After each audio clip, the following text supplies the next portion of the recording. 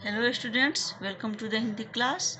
आज हम पढ़ेंगे सकर्मक क्रिया के भेद। जिसे कल पढ़े थे हम लोग क्रिया और क्रिया के भेद, जिसमें पढ़े थे हम लोग अकर्मक क्रिया और सकर्मक क्रिया। आज हम पढ़ेंगे सकर्मक क्रिया के भेद। पहला है एकर्मक क्रिया और द्विकर्मक क्रिया, और एक होता है अपूर्ण क्रिया। ठीक है, तो कर्मक क्रिया जिस क्रिया के केवल एक कर्म के पूरे होने का पता चलता है, यानी जिस क्रिया में केवल एक ही कर्म होता है उसे हम क्या बोलते हैं? एकर्मक क्रिया। जैसे वो रोटी खाता है, इसमें क्या है? रोटी, एक ही कर्म है कि रोटी खाता है। श्याम टीवी देख रहा है, यानी टीवी क्या हो गया? एक ही कर्म हो गया, देखना क्रिया हो गया। तो श्याम जो है वह कर्ता हो गया। तो श्याम क्या कर रहा है? टीवी देख रहा है। तो जिस क्रिया में केवल एक कर्म होता है उसे हम एक कर्मक क्रिया कहते हैं। नौकर झाड़ू लगा रहा है। नौकर क्या लगा रहा है? झाड़ू। झाड़ू एक ही कर्म है, तो यह एक कर्मक क्रिया हो गया। दूसरा होता है द्विकर्मक क्रिया, यानी दो कर्म वाला, यानी जिस क्रिया में दो कर्म साथ हो उसे हम द्विकर्मक क्रिया कहते हैं।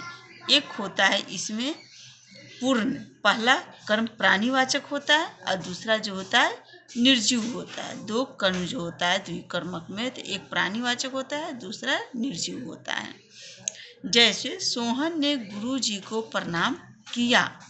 ठीक है, तो गुरुजी को प्रणाम किया, तो एक गुरुजी हो गया पहला प्राणीवाचक, दूसरा प्रणाम यानी निर्जीव। नर्स रोगी को दवा पिलाती है, तो रोगी प्राणीवाचक हो गया और दूसरा निर्जीव दवा हो गया। इसी तरह आप देख रहे हैं कि वाक्य में दो जो है वह कर्म है। श्याम अपने भाई के साथ टीवी देखता है, यानी किसके साथ देखता है? तो अपने भाई के साथ। क्या देखता है? तो टीवी। तो दो कर्म है। नौकर फिनाइल से पोछा लगा रहा है। ठीक है, एक पोछा लगा रहा है, फिनाइल, इसमें जो है दो कर्म होता है उसे हम द्विकर्मक क्रिया कहते हैं। तीसरा है अपूर्ण क्रिया। जब क्रिया के होते हुए तथा क्रिया और कर्म के रहते हुए भी अकर्मक और सकर्मक क्रिया स्पष्ट रूप न दे, यानी वैसा क्रिया जिसमें कर्म को रहते हुए भी वो स्पष्ट अर्थ नहीं देता है उसे हम क्या बोलते हैं? अपूर्ण क्रिया।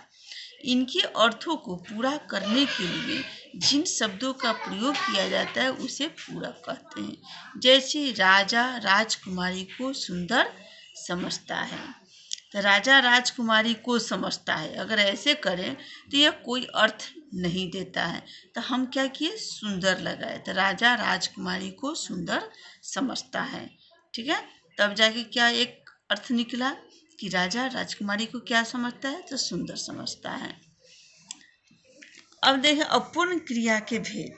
अपूर्ण क्रिया में होता है एक अपूर्ण अकर्मक क्रिया, एक अपूर्ण सकर्मक क्रिया। यहाँ पर आप समझिए अपूर्ण अकर्मक क्रिया। ठीक है, इसमें कर्ता स्पष्ट नहीं होता है। अपूर्ण सकर्मक क्रिया में इसमें कर्म स्पष्ट नहीं होता। ठीक है, इसमें कर्ता स्पष्ट नहीं होता अकर्मक में, और सकर्मक में कर्म स्पष्ट नहीं होता। अतः इनके अर्थ को स्पष्ट करने के लिए इनके साथ कोई संज्ञा या विशेषण का एक पूरक लगाया जाता है। जब कोई अर्थ नहीं देता है, जैसे हम यहाँ बताएं कि हम लिखते अगर राजा राजकुमारी को समझता है, एक कोई अर्थ नहीं दिया, तो हम क्या किए? सुंदर यानी कि विशेषण लगा दिए, एक पूरक अर्थ दे दिया, राजा राजकुमारी को सुंदर समझता है।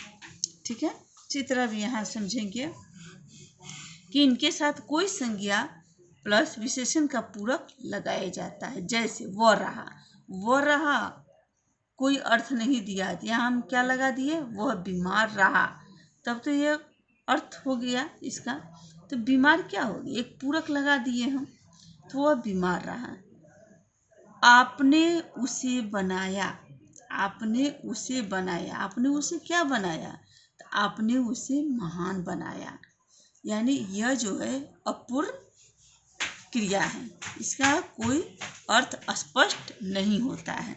लेकिन यहाँ हम जब लगा दिए कोई संज्ञा या विशेषण, आपने उसे महान बनाया, विशेषण लगा दिए, तो एक क्या हो गया, ये सार्थक शब्द यानी वाक्य अर्थ दे रहा है, आपने उसे महान बनाया। ठीक है, ये तो आप समझ गए।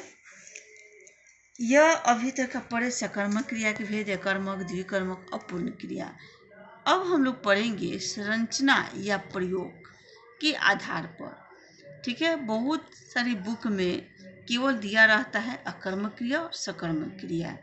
ठीक है, लेकिन हम आगे भी जानेंगे कि प्रयोग के आधार पर भी क्रिया होता है। तो प्रयोग के आधार पर अधिकांशतः हम 5 भेद ही जानते हैं, लेकिन 5 से ज़्यादा होता है जो आगे क्लास में पढ़ेंगे। अधिकतर देखा गया कि प्रयोग के आधार पर क्रिया के 5 भेद होते हैं। किताब में बताए जाते हैं 5 भेद। तो कौन कौन? सामान्य क्रिया, संयुक्त क्रिया, प्रेरणार्थक क्रिया, नाम धातु क्रिया, अपूर्वकालिक क्रिया। ठीक है, पहला है सामान्य क्रिया। जब किसी वाक्य में एक ही क्रिया का प्रयोग हुआ हो उसे हम क्या बोलते हैं? सामान्य क्रिया। यानी कि किसी वाक्य में सिर्फ एक क्रिया हो तो उसे हम क्या बोलते हैं? सामान्य क्रिया। जैसे रोना, धोना, उठना, बैठना, घूमना, ये सब क्या है? सामान्य क्रिया। यानी राम गाता है, राम खाता है, ये सब क्या हो गया? सामान्य क्रिया, यानी एक ही क्रिया है उसमें। ठीक है, उसके बाद है संयुक्त क्रिया। थोड़ा इसको समझिए। 2 या 2 से अधिक क्रियाओं का साथ साथ प्रयोग होता है। ठीक है, ऐसे तो क्रिया एक ही होता है, लेकिन यहाँ दे रहा है संयुक्त क्रिया में कि 2 या 2 से अधिक क्रिया, ठीक है, का साथ साथ प्रयोग होता है, उसे हम संयुक्त क्रिया कहते हैं। जैसे मैंने खाना खा लिया। क्या कर लिया? मैंने खाना खा लिया, खा लिया। ठीक है, तुम घर चले जाओ, यानी चले जाओ। यहाँ 2 क्रियाओं का बोध होता है, उसे हम क्या बोलते हैं? संयुक्त क्रिया। ठीक है, समझ गए? ध्यान दीजिएगा कि सामान्य क्रिया में एक ही क्रिया का बोध होता है और संयुक्त क्रिया में 2 या 2 से अधिक क्रियाओं का प्रयोग होता है। इतना याद रखिएगा कि कहीं भी देखिएगा किसी भी वाक्य में एक ही क्रिया का बोध हो तो वह सामान्य क्रिया होगा, और जिसमें 2 क्रियाओं का साथ साथ प्रयोग होता है उसे संयुक्त क्रिया कहते हैं। ठीक है, जैसे एग्जाम में आता है कि आपको पूछेगा जब मैंने खाना खा लिया, यह कौन सा क्रिया है? तो आप देखिएगा कि इसमें 2 क्रिया है, यह संयुक्त क्रिया हो जाएगा। या सीधे हम लिखते हैं कि राम खाता है, तो यह क्या हो जाएगा? सामान्य क्रिया। ठीक है,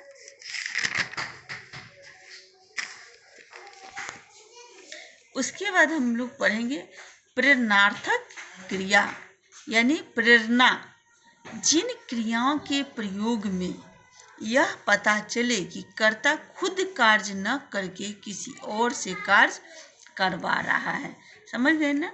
यानी जिस क्रिया में, यानी जैसे मान लो जो हम अपना कार्य खुद न करके दूसरे, है ना, दूसरे से कार्य करवाए, वह क्या हो जाएगा? प्रेरणार्थक क्रिया।